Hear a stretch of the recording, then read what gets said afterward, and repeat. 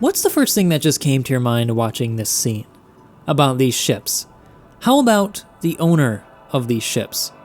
How about when you see a really cool new helmet that you've not seen before in the verse? Maybe a suit of armor, maybe even a weapon that's got a really unique skin. What's the first thing that comes to mind? Take a second to think about it and hold it in your mind.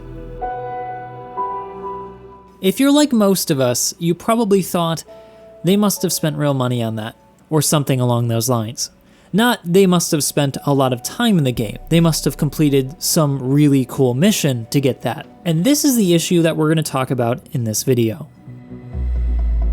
Hey guys, Morphologist here, and I wanted to create a video to talk about a really big issue I see in Star Citizen today. This was inspired by a really well done podcast by Salty Mike and WTFosaurus that I watched last weekend, where they talked about progression in the current state of Star Citizen. I highly recommend you guys watch that if you have some time, so I'll put a link in the description below. So first we'll go over the issue, and then we'll go over some possible solutions, and along the way I encourage you guys to share your thoughts and feelings down below. Whether or not you agree or disagree, I want to know, and if you think I did a good job by the end, let me know by hitting that like and subscribe button. It really helps me out and it helps me grow the channel.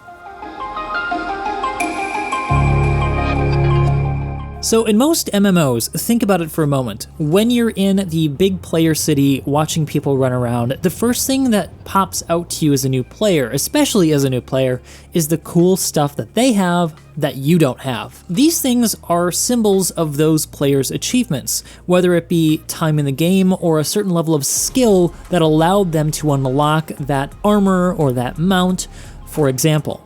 One of the best examples I can give from my own personal experience was back when I used to play a game called Star Wars Galaxies, the best MMO ever made.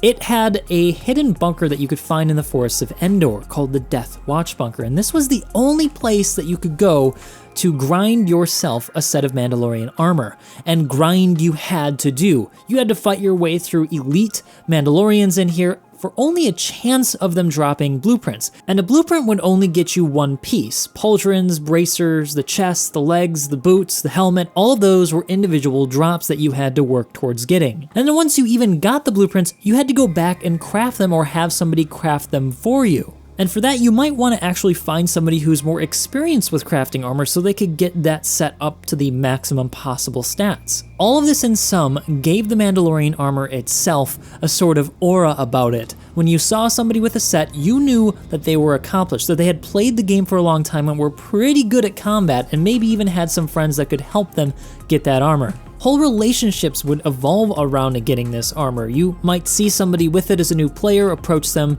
ask them how they got it. They would say, you have to go to this place and I'll take you there. Why don't you join our guild and hop on with us next Saturday, for example. Contrast that with our own Mando helmet that we just got, and well, it's a different feeling. That helmet, you can only get that through being a subscriber or buying it off the website for $4. Now let me be clear here before you guys get too crazy in the comment section about where I'm going with this. I'm not suggesting that Star Citizen needs to be really grindy and has to have some sort of drop meta that you have to try to R&D until you get the set that you want. No, rather what I'm trying to say here is that in Star Citizen, things don't have value, perceived value anyway. You know that if you see somebody with a cool ship, or a cool set of armor, that it's likely that they paid real money for it. And even if they saved up their money to buy that ship or set of armor in the game, if they're able to buy it, if it's not some exclusive set, then how do you know the difference between somebody who spent real money and someone who spent in-game money with their own time? You can't. So you're left with this really uncomfortable, awkward situation where people who spend a lot of time saving up money in Star Citizen aren't really rewarded in the game through something unique, something to show off their own achievement. Everything is just purchasable. You can skip ahead, if you will, in that progression tree. And so even the act of earning money in-game through mining or through bounty hunting can sometimes seem pointless and deflating, because even if you, again, save up the money to buy that cool stuff, somebody on the website can just purchase it right away. So you feel quite deflated by the end of it all. And that, I believe, is probably why even when they increase the return on certain professions and bounty hunting, that it still hasn't really created that retention that they're looking for in the current state of Star Citizen. So then how do we create real value? Now, your initial gut response probably will be to, say, make a ship only earnable in-game. And while I would agree that would be a great way to do it, the cat's kind of already out of the bag. Right now, pretty much every ship in the game is purchasable with real money, and so trying to undo that is going to be pretty much impossible. Even if you stop selling all the ships today, ultimately, when you look at somebody who's flying a really expensive ship, you'll still have the feeling that that person probably bought that with real cash. And anyway, it's like I said, this is their funding model. It's how they are able to continually develop the game. Hate it or love it, it's the truth, and I know some of you will be quite upset at that point. But I still think that there could be something to having some exclusive ship variants, perhaps, or attributes to a specific ship that you could find in-game that could be the way to do it. But I think while this sort of solution is really great, it's unfortunately the kind of actionable feedback that would involve a lot of development on the side of CIG to get into the game, and so instead I want to focus more first on some actionable stuff that is more easily done in the short term, something that maybe we could see in, say, a next patch? Because I think creating value in Star Citizen doesn't just have to be done with really big gestures. It could be done with really small ones, and that was one of the great things that was brought up in that podcast I was telling you about that Salty Mike and Saurus did. One of the easiest places to start, perhaps, would be with the armor that you're wearing.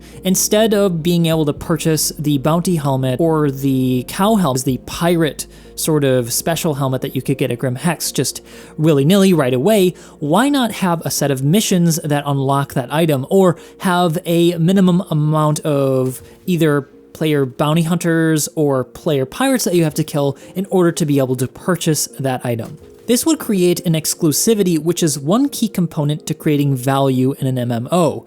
This would bring the weight and meaning behind an item that ultimately creates value, because right now, anybody can buy this stuff, whether or not they truly are a pirate or truly are a bounty hunter. You know, it's kind of like, and this is kind of an extreme example, that you're a US Ranger who went through Ranger School, which is really difficult, right? But then somebody buys a uniform just like yours and kind of just like gets the same sort of reaction from people. People think that he has the same level of achievement as you, and that's what's called stolen valor, by the way. That's what's kind of happening right now. There are people who spend many, many hours in Star Citizen doing bounty hunting or doing pirating, and yet somebody can just go buy a pirate uniform and look exactly like them. What's to show for those people for their achievement? How are those people being rewarded for the amount of time and effort that they're putting into the game? The reality is that right now, they just aren't. And players aren't stupid. Once they understand this, if they've played Star Citizen long enough, things lose their value in the game, and thus there's no drive to earn money to purchase those items. And that's why I've said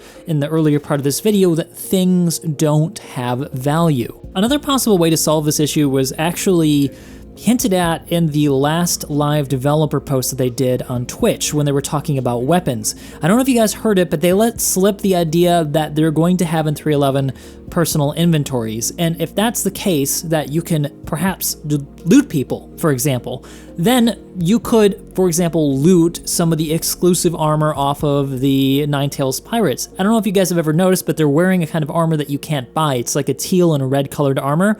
You can't get that anywhere. If that's something that you could pick up, that could be one small thing that you could do in the verse now that you have to work towards to earn. You have to find one of those guys and kill them, and then you can steal their armor. And by the way, you can recover those bodies from ships that you blow up too. So if you're only doing space combat, conceivably you could blow up a Ninetales pirate and then EVA over to the ship's wreck to pick up the armor off of that guy's body.